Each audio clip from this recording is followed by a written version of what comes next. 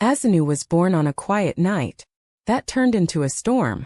Lightning cracked the sky above the small hospital, and her first cry echoed down the hallway. The same moment her mother took her last breath. Her father, Trulu, stood there, broken and speechless. He held his newborn daughter close, staring at her tiny fingers.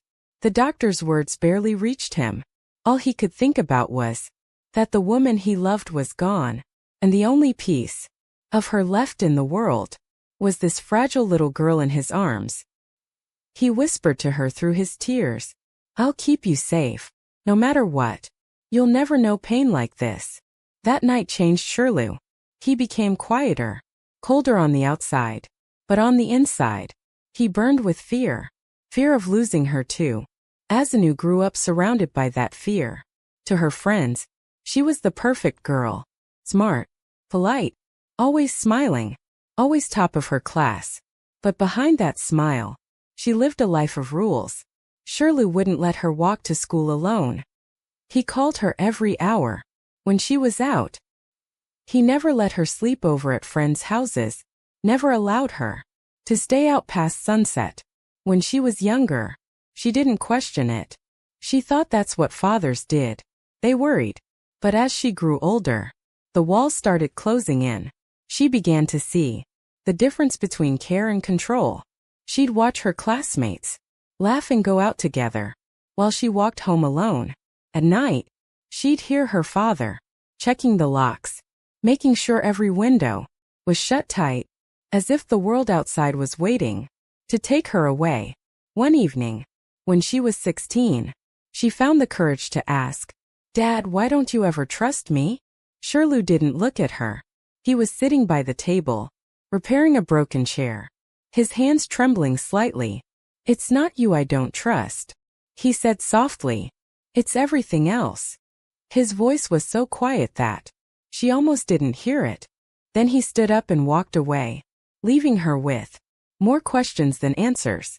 Years passed, and Azanu kept shining despite it all. She studied hard, got the best grades in her school, and dreamed of becoming a doctor. She wanted to help people, maybe because she'd grown up with a wound of her own that never really healed. When her exam results came, she was accepted into one of the best universities in the country, far from home. It was the opportunity of a lifetime. She ran home, bursting with joy. "Dad, I got in. I did it," she said, holding the letter out to him. Shirley looked at it, then at her, and the smile on her face slowly faded as she saw his expression change. He shook his head. "You're not going," he said quietly. Azanu blinked, confused. "What?" "But this is everything I've worked for." He raised his voice for the first time. "You are not leaving this house. Do you hear me?" Her heart broke right there. Tears filled her eyes, and her voice trembled. "Why are you doing this to me? I'm not a child anymore." He turned away, unable to meet her eyes. "You'll understand one day." That night, she cried herself to sleep. For the first time in her life, she hated him, or at least, she thought she did. The next morning, she left for school in silence. When she returned, she found Shirley sitting outside, on the old wooden bench. He looked tired, older than she'd ever seen him. She sat beside him, neither of them speaking for a while. The air between them felt heavy. Finally, she whispered, "You don't even see how much this hurts me." He looked at her, and for the first time, she saw tears in his eyes. "Azanu," he said, his voice shaking, "I saw your mother die the night you were born. I heard her last breath. I couldn't save her. Every day since, I've been terrified that I might lose you too. I've built my life around that fear. I thought if I kept you close, I could protect you.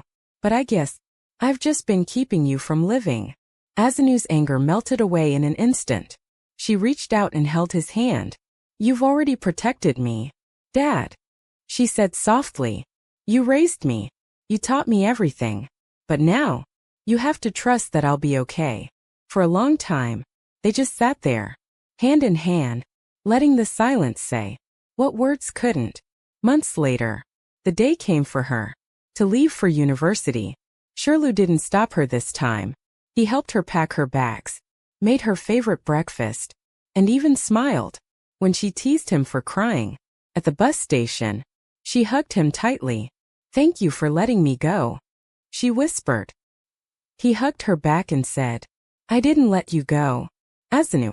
I just finally realized you were never mine to keep." As the bus drove away, Shirley stood there alone, watching until it disappeared down the road. He smiled faintly through his tears and murmured, "She's got her mother's strength." And for the first time in many years, his heart felt light, because he finally understood that love isn't about holding on forever. It's about knowing when to set someone free. Moral of the story: life teaches us that love can look different for everyone. We all carry our own fears and hopes for the people we love. Understanding each other's hearts often matters more than who was right or wrong.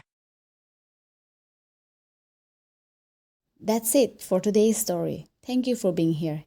If this story touched you, like, share, or just leave a kind word below. And if you have a story on your own, you can DM me on Instagram at True Told Stories. With love, this is True Told Stories. See you again soon.